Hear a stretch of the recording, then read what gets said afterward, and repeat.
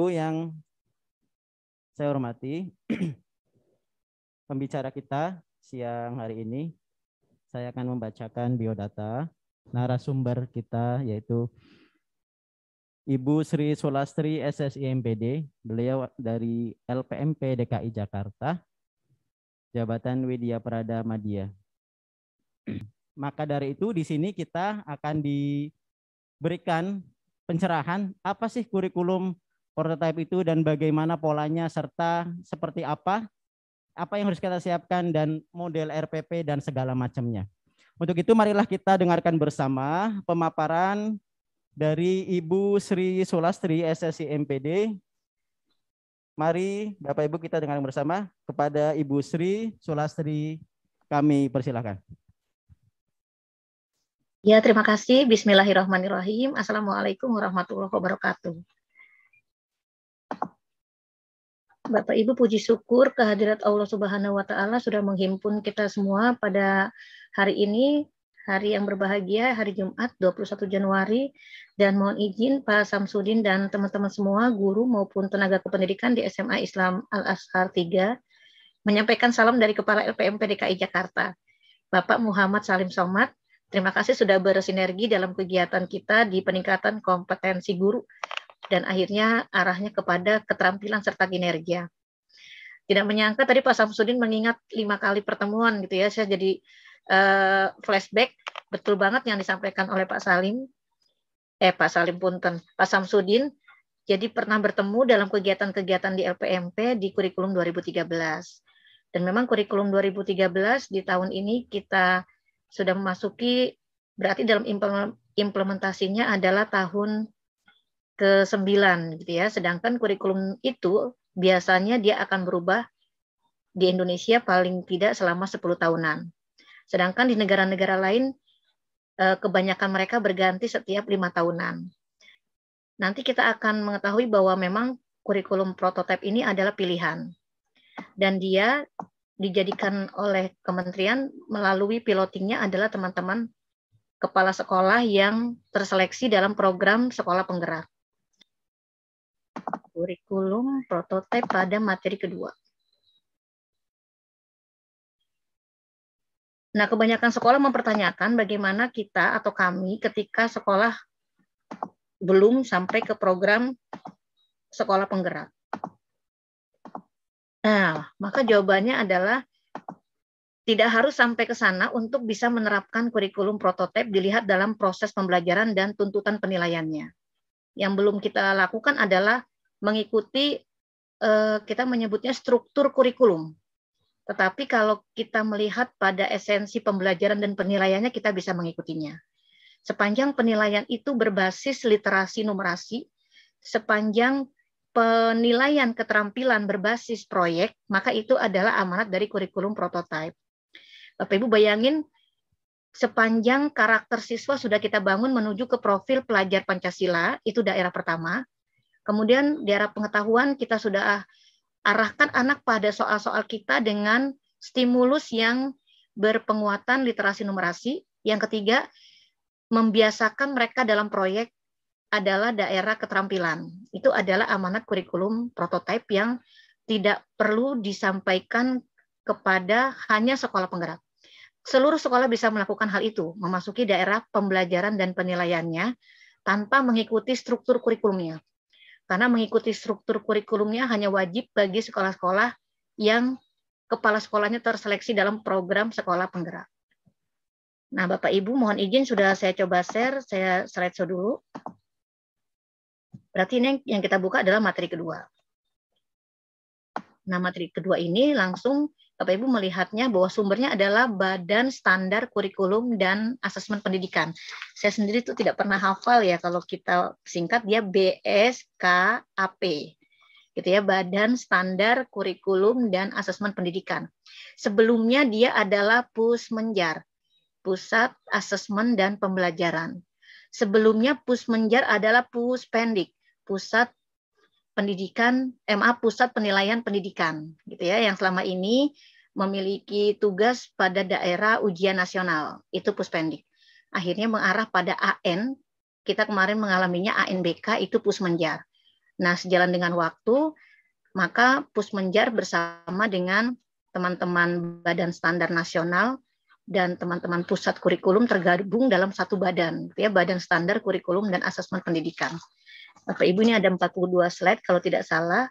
Nanti kita lihat yang pertama itu memasuki daerah bagaimana kebijakan kurikulum sudah kita masuki. Kemudian karakteristik kurikulum, kerangka dasarnya, serta struktur kurikulum. Jadi yang tidak dilakukan oleh sekolah yang bukan sekolah penggerak adalah tidak mengikuti kerangka dasar dan struktur kurikulum. Tetapi kita boleh dan harus sudah sampai ke daerah yang sama, yaitu ke dalam pembelajaran dan penilaian yang diamanatkan oleh kurikulum prototipe itu.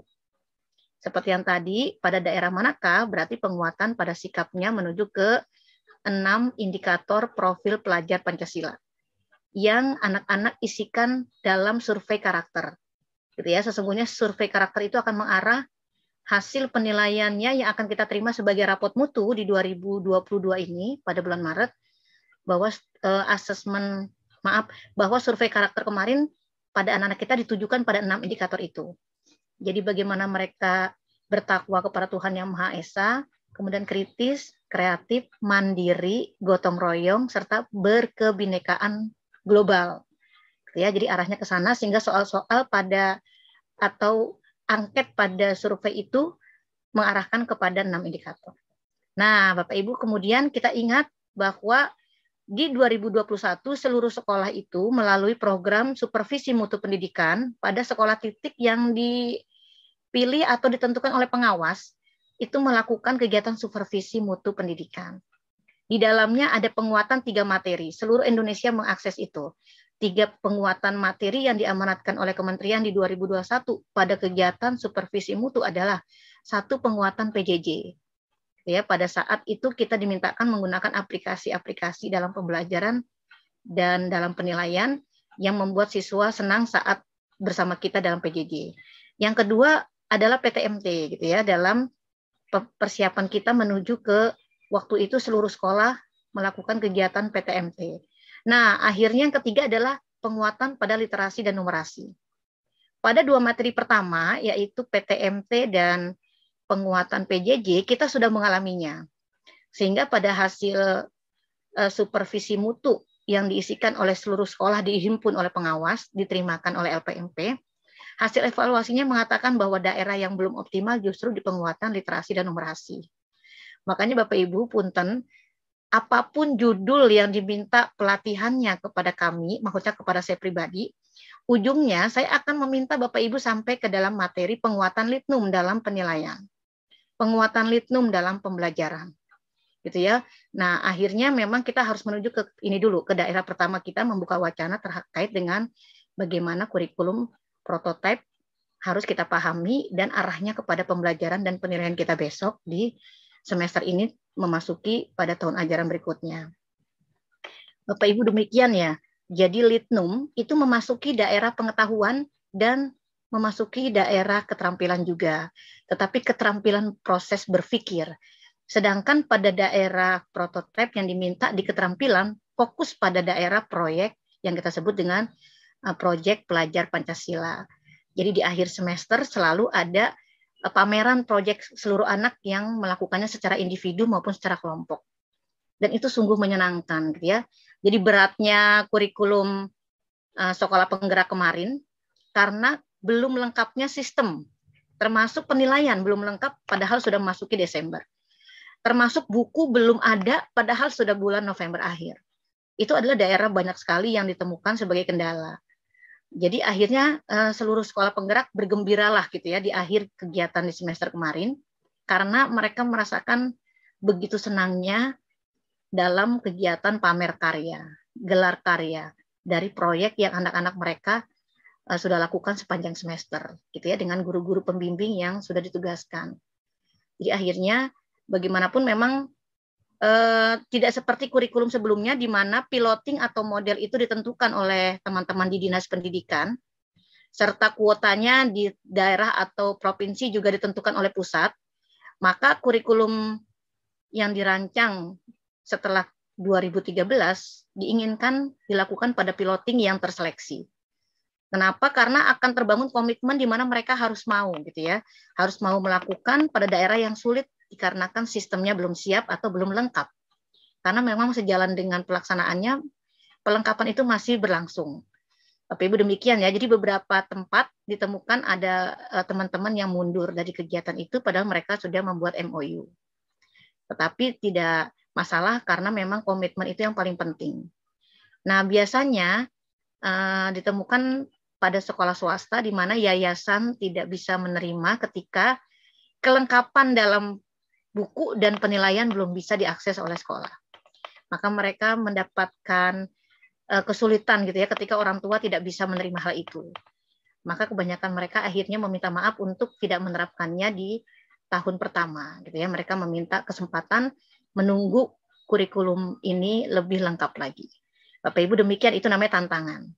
Nah, jadi pada lini masa kita memperoleh kejadian atau daerah yang sekarang kita masuki di 2022 awal, berarti kita berada pada pandemik yang kita sebut di 2 tahun terakhir ini, di mana teman-teman berada pada kondisi kurikulum pilihannya ada 3.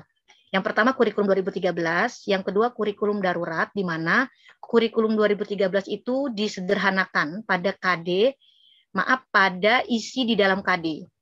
KD tetap, tetapi KD itu di dalamnya ada daerah materi yang tidak diberikan semuanya karena ingin disederhanakan mengingat kondisi pandemi. Kemudian ada pilihan yang ketiga, yaitu kurikulum yang dikembangkan sendiri oleh sekolah. Bapak Ibu, setelah kita masuki daerah PTM, gitu ya, PTM terbatas saat ini di semester genap seluruh sekolah sudah melakukannya, maka ada 3 pilihan, yaitu kurikulum 2013 tetap menjadi pilihan kita, menggunakan kurikulum darurat yang disederhanakan dari kurikulum 2013, dan tidak ada lagi kurikulum yang pilihan ketiga yaitu dikembangkan sendiri, tetapi adalah kurikulum ketiganya pilihan untuk menjadi kurikulum prototipe di mana hanya dilakukan oleh sekolah-sekolah penggerak.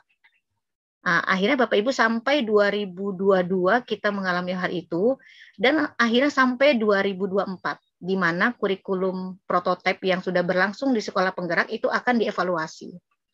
Sehingga kurikulum prototipe ini tetap menjadi pilihan, gitu ya, kita menyebutnya opsi. Jadi belum bisa di tahun ini dan sampai 2024 itu dijadikan sebagai kurikulum nasional. Dia masih berlaku khusus pada daerah piloting, yaitu teman-teman yang menggunakan program sekolah penggerak.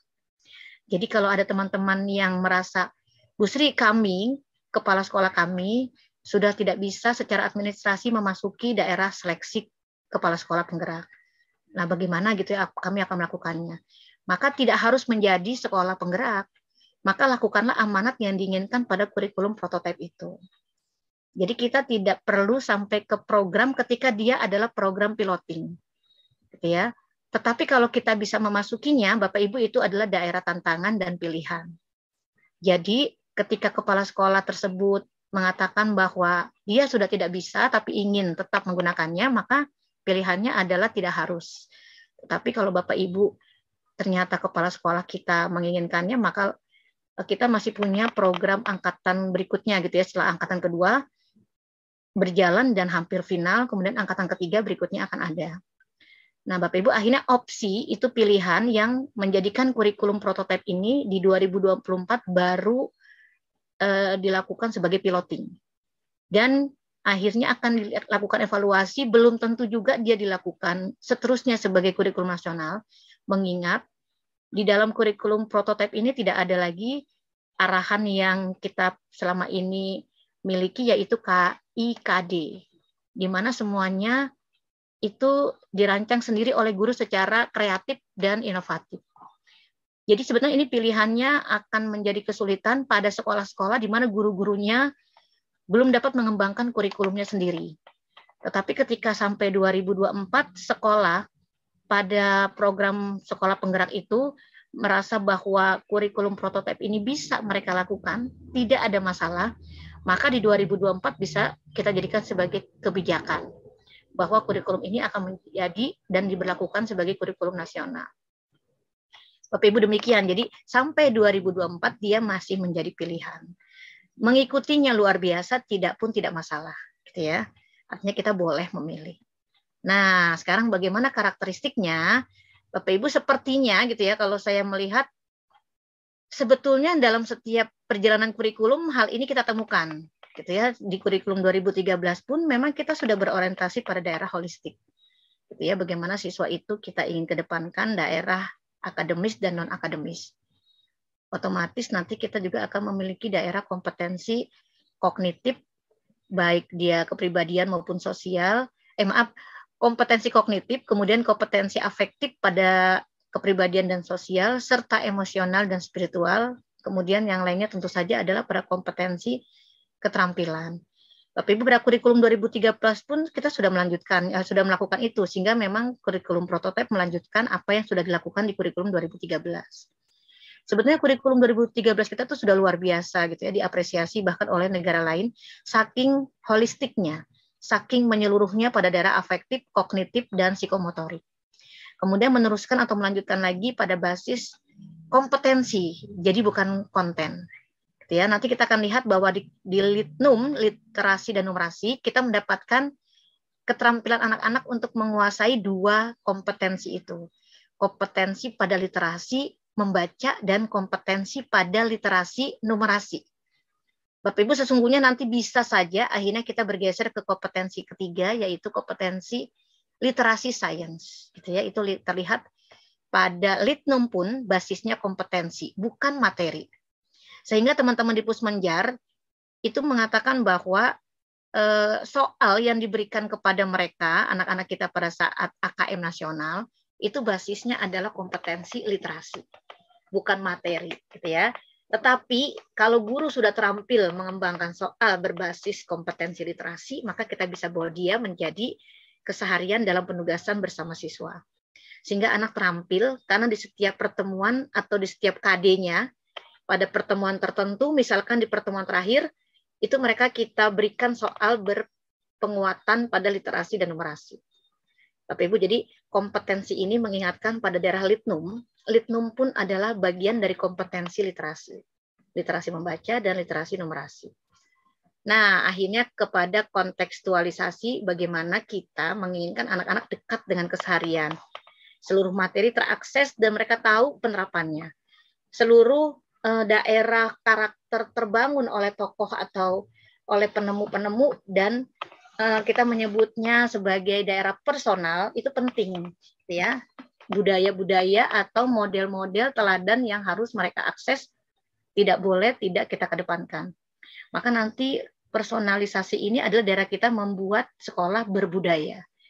Baik berbudaya dalam kegiatan berliterasi, baik berbudaya menuju ke proyek pelajar Pancasila, gitu ya. Akhirnya budaya-budaya ini menjadikan sekolah kita berkarakter.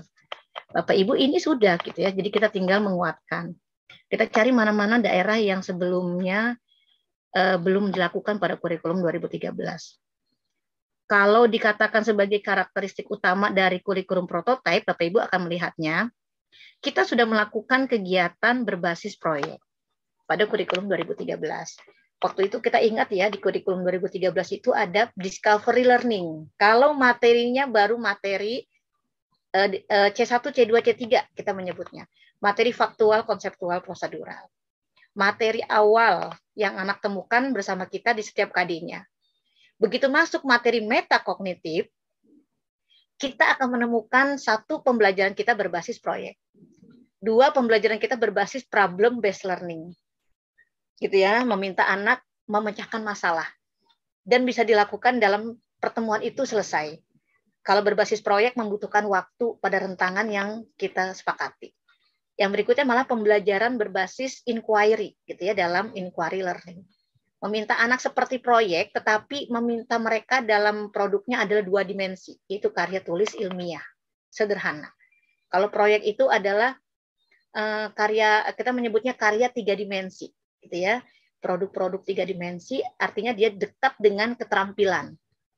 Melakukan atau bertindak, kita menyebutnya, dengan membuat karya-karya.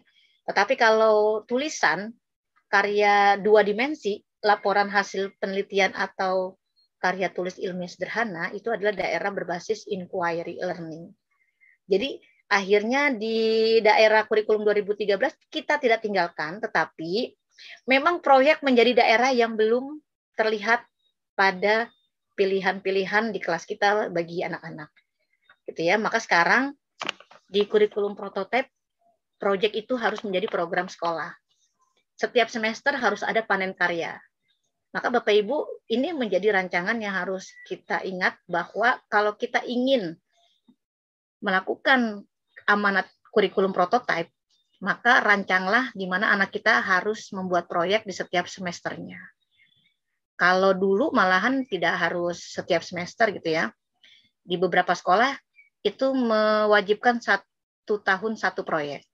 Dilakukan di semester ganjil gitu ya, karena waktu di semester genap itu lebih, kita menyebutnya banyak kegiatannya tapi waktunya lebih pendek.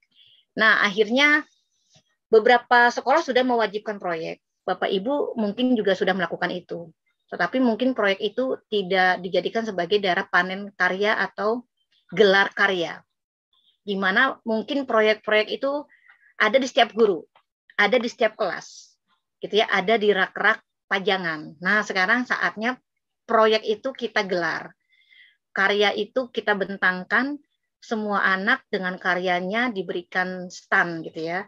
Dan akhirnya orang tua mengakses, mungkin ada pengambil kebijakan di tingkat wilayah atau provinsi kita ikut sertakan, sehingga mereka mengetahui bagaimana proyek anak-anak kita luar biasa. Nah, yang pertama itu, jadi lakukan program sekolah berbasis proyek. Mengapa program sekolah? Karena dengan program sekolah jadi terhimpun. Tetapi tidak bisa dihindari, akhirnya nanti program sekolah itu mengerucut menjadi program milik kelas. Ya, dan akhirnya mengerucut kepada guru pembimbingnya. Saya tuh ingat di Santa Laurencia gitu ya, di BSD, itu sekolah tertutup banget, jadi saya pun mau ke sana untuk kegiatan penelitian dari Kemdikbud 2009 gitu ya, tidak bisa masuk tuh. Tidak bisa masuk, ditahan oleh petugas keamanannya gitu ya. Terus saya perlihatkan surat tugas, terus saya telepon kepala sekolah, karena kami sudah berjanji gitu ya, sudah janjian. Tapi kepala sekolahnya lupa gitu. Oh iya Bu Sri, saya lupa ngasih tahu. Iya maaf. Akhirnya masuklah gitu. Nah, begitu masuk tuh ketemu satu ruangan seperti ruang kelas kita tapi 4 kali lipat gitu. Jadi kosong. Dan di setiap dindingnya itu seluruh karya, bukan seluruh karya, seluruh anak-anaknya dipajang dalam bingkai besar dengan apa namanya tuh, medali yang disematkan, dikalungkan di leher mereka. Jadi saya keliling tuh. Jadi dibiarkan lowong itu, dibiarkan dia luas tanpa ada yang lain. Jadi kita di posisi manapun bisa melihat, memutar. Dia sedang melakukan panen karya gitu. Dia sedang melakukan gelar karya. Karyanya adalah prestasi siswa. Jadi saya sejauh mata memandang keren banget gitu. Akhirnya kita tuh berkeliling. Semua adalah anak-anak luar biasa yang memiliki proyek. Diwajibkan oleh sekolah di tahun itu ya. Makanya di 2013 cikal bakal 2013 meminta proyek itu adalah karena sekolah-sekolah tersebut, termasuk dari teman-teman di Al-Azhar, termasuk teman-teman dari pondok pesantren itu menginspirasi Pak Muhammad Nuh untuk merancang kurikulum 2013 saat itu. Jadi basisnya proyek. Nah, tetapi memang proyek itu tidak dominan dilakukan, apalagi pas pandemi terasa gitu ya. Maka sekarang saatnya anak-anak bergembira dengan proyeknya. Jadi saat proyek itu digelar tuh kebahagiaannya luar biasa. Bisa menunjukkan bahwa kita bisa gitu ya. Akhirnya saling mengunjungi antar stand untuk mereka mengetahui bahwa proyek orang lain, teman-teman mereka lebih luar biasa lagi. Proyek kelas lain lebih keren lagi. Gitu ya, setelah mereka tahu bahwa mereka sudah menghasilkan yang terbaik. Jadi selalu merasa bahwa kita tidak pernah selesai gitu ya, apa yang kita capai, karena selalu ada daerah berikutnya melalui teman-temannya yang ditunjukkan melalui gelar karya itu. Nah, habis itu saya ke guru kimianya lah di Santa Laurencia BSD itu. Itu kenapa bisa banyak banget anak-anak berprestasi. Kuncinya di proyek, Bu Sri. Kami mewajibkan proyek setiap semester ganjil. Menjadi program yang wajib diikuti persyaratan kenaikan kelas. Nah, setelah itu anak-anak secara individu dibolehkan untuk memilih pembimbingnya dari setiap guru mata pelajarannya.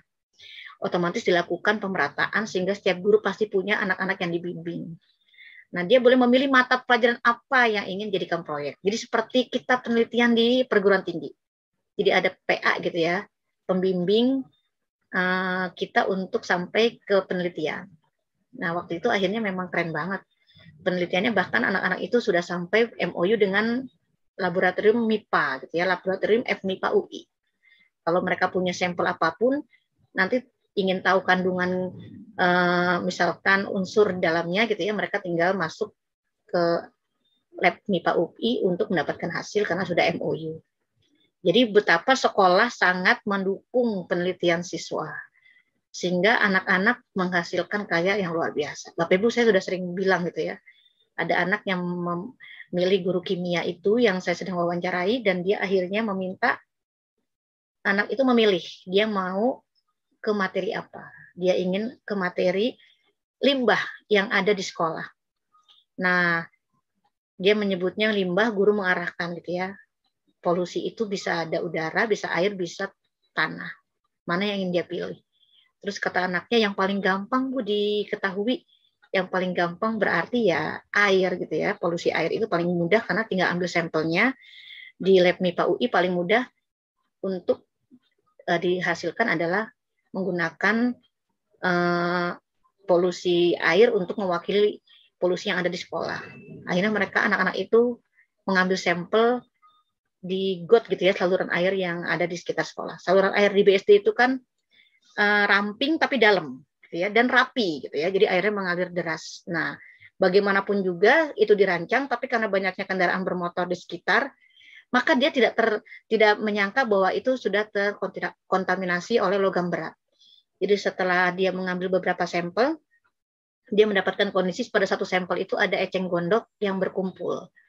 Makanya dia akhirnya berubah pikiran, seluruh sampel dia abaikan dan dia mengambil sampel hanya di sebelum eceng gondok dan di sesudah eceng gondok. Diberikan ke lab MIPA UI, dapat hasilnya adalah yang sebelum eceng gondok mengandung mengandung logam berat gitu ya, kita menyebutnya sebagai logam berat sisa kendaraan bermotor itu tinggi. Nah, yang sesudah itu ternyata logam beratnya mengandung, kita menyebutnya 0%. Jadi akhirnya itu temuan yang membuat dia mengikuti olimpiade nasional dan internasional. Jadi anak-anak itu akhirnya banyak yang sudah disekolahkan karena beasiswa ke luar negeri. Biasanya yang seperti itu hilang tuh.